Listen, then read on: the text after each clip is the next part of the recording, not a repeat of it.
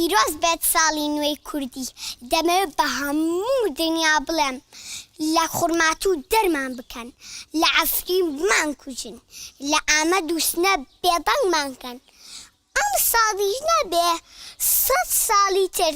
دیاربەکر و کەرکووک و قامیشلو و کرماشان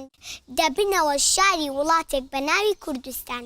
نەورۆزتان پیرۆز بێ